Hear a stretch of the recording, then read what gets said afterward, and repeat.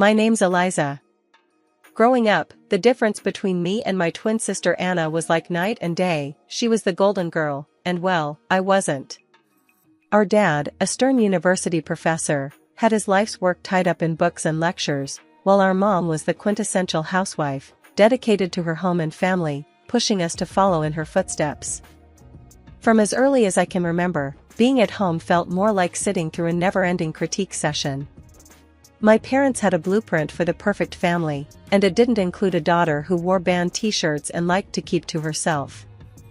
"Eliza, why can't you be more like your sister?" was my mom's favorite line, usually tossed my way when I showed up at breakfast with my headphones in, trying to block out the world. Anna, on the other hand, basked in the glow of approval. "I just don't get why it's so hard for you to put on a nice dress and smile more," she'd say, flipping her perfect hair over her shoulder. It was like she was from a different planet. One particularly grueling Saturday, as our family prepared for one of Dad's faculty parties, a total snooze fest but mandatory appearance for us, I decided to rebel in the smallest way I knew how. I put on my darkest eyeliner and a pair of boots that definitely did not meet the appropriate standard. "You're not going out like that, are you?" Mom caught me on the stairs, her eyes darting down to my boots as if they were covered in mud. I shrugged, my standard defense. "Don't see why not." She sighed, that long, drawn-out kind that said I was the biggest disappointment in her perfectly ordered world. "Please, Eliza, just this once, can't you try to fit in?" "What for? So you can pretend we're the perfect family?" I shot back, tired of the same old song and dance. "It's not about pretending. It's about showing respect for your father," she argued, her voice taking on that sharp tone that meant business. Anna, overhearing the exchange, came trotting down the hallway, her heels clicking on the hardwood like a judge approaching the bench. "Mom's right, Liz. It's not that hard to look decent. Why do you always have to make things difficult?" "Maybe I don't want to be a clone of you, Anna," I snapped, feeling my face get hot. I hated these arguments, hated being compared. But more than anything, I hated feeling like the odd one out in my own home. Dad appeared at the bottom of the stairs, his brow furrowed. "Enough," he commanded, his voice firm. "Eliza, go change. Now. We're leaving in 10 minutes. His tone left no room for argument. He didn't yell, he didn't need to. The disappointment in his eyes was enough to send me marching back to my room to swap my boots for bland flats and wipe away half my eyeliner. As we drove to the party, the car was silent except for the classical music Dad insisted on playing because it was calming. I stared out the window, the trees blurring past. In that moment, I promised myself, someday I'd live a life where no one could tell me what to wear, how to act, or who to be. Someday, I'd be free from the echo of these expectations. My room was the only corner of the house where I could pretend I was somewhere else, anywhere else. Unlike the rest of the house, which was filled with my parents' choices, my room was mine. It wasn't much, just 4 walls covered in sketches and music posters, but it was my escape from the reality of my family's expectations. One evening, as I was trying to lose myself in a playlist of my favorite bands, Dad knocked and marched into my room, his face set in a familiar frown. "Eliza, turn that noise down. And why haven't you studied with Anna today? You know you both have exams coming up," he said, his voice stern. I pulled out one earbud and looked up at him, trying to keep my voice even. "I've been studying, just not with Anna. I learn better on my own." Dad shook his head, clearly not buying it. "You know the rules. Your sister gets good grades, and you should be doing the same. I don't see why you always have to make things difficult." "It's not about making things difficult," I said, my frustration growing. "I just don't see why I have to follow Anna's way of doing everything. Can't I have my own way of studying?" He didn't respond to that, just switched his complaint. "And those friends of yours, I saw you with them at the cafe yesterday. I don't think they're a good influence. You should be spending time with the daughters of my colleagues. They're more suitable." I felt my temper rise. "Suitable for what? For you?" Because they talk about economics and pretend to enjoy those boring university gatherings? Before he could answer, Mom appeared at the doorway, her voice sharp as she joined in. Eliza, your father is right. Those girls are from good families. They know how to behave. They're the kind of friends you should want. I stood up, facing both of them. What if I don't want friends who are picked for me? What if I want to choose my own friends, choose what I study, or even what I want to be? That's enough, Eliza, Mom said, her tone final. You know your future is with the university. Your father has made sure of that. And after you graduate, you'll need to start thinking about settling down. We've already discussed this. Settling down. The words hung in the air like a life sentence. You mean, start thinking about being someone's wife? Like Anna? Is that all you think I'm meant for? Mom's face softened slightly, but her voice remained firm. We want what's best for you. Following the path we've set out will give you a good life. A good life, I repeated, the irony bitter in my mouth. Is it a good life if it's someone else's idea of good? No one answered that. They didn't need to. We all knew there was no point in arguing. They had their plans, and they expected me to fall in line, just like Anna. Anna and I were like two sides of the same coin, always together, but never on the same page. At university, where Dad taught, the differences between us grew even more obvious. She was into business management, the golden child, always nodding along in lectures, asking smart questions that made professors nod appreciatively. Me? I was stuck in the same program, but it felt like wearing a shoe on the wrong foot, awkward, uncomfortable, and just plain wrong. One afternoon, as I trudged through a mountain of textbooks in the library, Anna breezed in, her notes organized, her smile ready. Hey, Liz, you coming to the study group tonight? Professor Hall mentioned he's dropping by, could be good for us to show face, she said, her tone light but insistent. I glanced up, feeling the weight of her expectations. Nah, I don't think so. Those things aren't really my scene, you know? She frowned, placing her books down with a thud that matched her disapproval. It's not about it being your scene, Liz. It's about making the right impressions. You need to start taking this seriously. We're graduating soon. I shrugged, turning back to my notes. I am taking it seriously, just not in a way that makes me miserable. Why bother pretending? Because, Liz, sometimes you have to play the game to get ahead. You think I like all of this? She gestured around at her perfectly tabbed textbooks and color-coded notes. It's not about liking, it's about doing what's necessary. I shook my head, pushing back my chair with a scrape. Well, maybe I'm tired of doing what's necessary according to everyone else. Did you ever think of that? Her voice softened, but her eyes were steel. Liz, I'm just trying to look out for you. Dad's not going to be around to sort things out forever. What are you going to do if you keep alienating everyone? Maybe I'll figure it out on my own. Maybe I don't need to follow Dad's roadmap or yours. I shot back, feeling a surge of defiance. Anna sighed, her frustration clear. You're so stubborn. Just try, okay? For me, if not for yourself. Show up tonight, talk to Professor Hall. It won't kill you. I looked at her, really looked at her, and saw not just my annoyingly perfect sister, but someone who actually cared, in her own way. Fine, I'll think about it, I conceded, not ready to promise more. Thank you, she said, her smile returning. It's not that bad, you know. You might even like it if you gave it a chance. Doubt it, I muttered, but I knew I'd lost this round. For Anna, I'd show up, sit through another boring discussion, and nod at the right times. It was just a few hours, I told myself. How bad could it be? As it turned out, not as bad as I thought. Professor Hall was surprisingly interesting when he wasn't lecturing from a podium. I even asked a question, which earned a shocked but pleased look from Anna. Later, as we walked back to our dorm, Anna nudged me.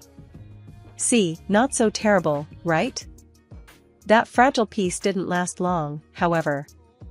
In our last year, Anna introduced us to her fiancé, a lawyer 10 years her senior, already well established and exactly what our parents dreamed of. Mom and Dad were over the moon, praising Anna for making such a smart match, and immediately turned their expectant eyes on me. "Now, Eliza, it's your turn to find someone suitable," Dad said one evening over dinner, his tone implying that my time was running out. Mom nodded enthusiastically, already planning out my life as if it were another one of her well-organized home projects. "Think about your future, dear. Someone who can provide for you, who has a good standing." I remember staring at my plate, feeling the walls close in. Anna's wedding was meticulously planned down to the last detail by Mom, from the bridesmaids' dresses to the floral arrangements, showcasing her perfect vision of family prestige. After the wedding, Mom often visited Anna, doling out advice and ensuring her life played out just as she had orchestrated. Witnessing this, I knew one thing for certain: I didn't want my life tailored by someone else's hands. One day, I was walking down the street, lost in thoughts of how to escape the life my parents envisioned for me, when I heard the deep rumble of a motorcycle approaching. Curiosity pulled me toward the sound. That's when I saw him, Jake, with his leather jacket and carefree smile, pulling up beside me. "You look like you need a ride," he called over the roar of the engine, a playful twinkle in his eyes. I hesitated, glancing back towards the path home, then at his outstretched hand. What did I have to lose? "Sure, why not?" I replied, my voice a mix of nerves and excitement. Climbing onto the back of his bike, I felt a rush of adrenaline as we sped away. The wind whipped through my hair, and for the first time in a long time, I laughed, genuinely laughed. Jake shouted something about showing me his world, and I held on tighter, not wanting this moment to end. We stopped at a diner frequented by bikers. Over burgers and fries, Jake told me about his life as a welder, his passion for bikes, and his love for the open road. It was so different from anything I was used to, raw and real. "Don't you get scared, living like this?" I asked, my voice barely above the clatter of plates and chatter around us. "Scared? Nah, it's thrilling. You never know what's around the corner. Isn't that better than having everything planned out for you?" he replied, his eyes lighting up with each word. Over the next few weeks, we met secretly. Each ride on Jake's motorcycle pulled me further from the life I was supposed to live and closer to the life I wanted. The speed, the adventure, it wasn't just about the thrill. It was about feeling alive, feeling free. One evening, as we watched the sunset from a secluded overlook, Jake turned to me. "Eliza, I don't just ride to escape. I ride to feel alive, to make every moment count. With you, every moment feels like it's worth something." I leaned into him, my heart beating fast. "I've never felt like this before. You make me feel free, Jake." He smiled, pulling me closer. "Then let's not go back to just existing. Let's live." 6 months with Jake felt like a lifetime of moments I'd always dreamed of. The day he proposed, under the stars with the gentle rumble of his bike in the background, my heart screamed a yes, before my mouth could form the word. It was perfect, except for one looming hurdle, my parents. I wrestled with the fear of introducing Jake to them. He was everything they disapproved of: his rough edges, his wild spirit, his simple yet content life as a welder. But love bolstered my courage, and I decided it was time they knew. The day I brought Jake home, he was clad in his usual, a leather vest, black t-shirt, ripped jeans, and a bandana. I loved that about him, he was unapologetically himself. We walked up the driveway, and I could already feel the weight of my parents' judgment. As we stepped inside, Mom's face went pale at the sight of Jake, her eyes widening in shock. "What in the world, Eliza?" she gasped, her voice barely a whisper. Dad's reaction was harsher, his words sharp as knives. "Who is this, and why is he dressed like a thug in our house?" I took a deep breath, steadying my nerves. "Mom, Dad, this is Jake. He's the man I love. We're getting married." Their silence was deafening. Then, Dad turned to Jake, his tone laced with disdain. "Married? What do you do for a living, young man? What are your qualifications?" Jake, bless him, didn't waver. I'm a welder. I took some specialized courses after high school. I work hard, and I make an honest living. The look on my parents' faces was a mix of horror and disbelief. Mom looked like she might faint. A welder? Eliza, you can't be serious. Dad's voice rose, anger flaring. You expect us to give our blessing to this? To throw away your future for a welder? I felt my resolve harden. Yes, because he makes me happy. Isn't that what should matter? But the life you'll lead, Mom started, her voice tremulous. Will be the life I choose, I shot back, my own voice gaining strength. Dad shook his head, his decision clear. We cannot and will not support this. If you choose him, don't expect to be a part of this family. The finality in his tone broke my heart, but not my decision. Jake squeezed my hand, giving me the strength to face them. Then I choose Jake. I choose us. I choose my happiness. Mom's eyes filled with tears, and Dad's jaw clenched tight. If you walk out with him, don't bother coming back, Dad said, his voice cold. Walking away from my parents' house with Jake, my heart was a mess of emotions, pain, relief, excitement, and fear all mixed into one. The night air felt different, like each breath I took was a step further into a new life. We rode in silence for a while, the only sound the steady roar of the motorcycle beneath us. When we finally stopped at a small diner on the outskirts of town, Jake turned to me, his face serious. You sure about this, Eliza? I mean, really sure? There's no going back after tonight, he said, his eyes searching mine for any hint of doubt. I nodded, squeezing his hand tightly. I've never been more sure of anything. Being with you, this feels right. It feels like what I'm supposed to do. He smiled, that reckless, charming smile that had won me over the first day we met. All right, then. Let's do it. Let's start our life together. Inside the diner, we found a quiet booth in the corner.